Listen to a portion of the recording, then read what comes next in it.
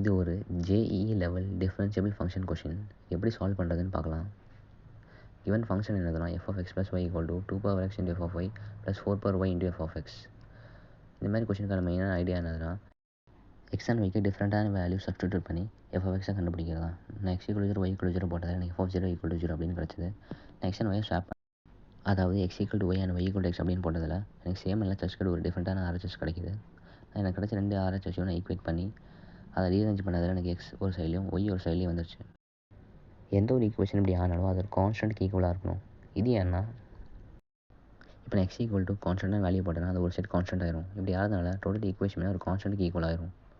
அந்த கான்ஸ்டன்ட்டை நான் கேன்னு சொல்கிறேன். எனக்கு கிடச்ச f of x நான் டிஃப்ரென்ஷியேட் பண்ணி எனக்கு ஏற்கனவே தெரிஞ்ச f dash of 0 நான் யூஸ் பண்ணதில் எனக்கு k equal to 1 அப்படின்னு கிடச்சிது.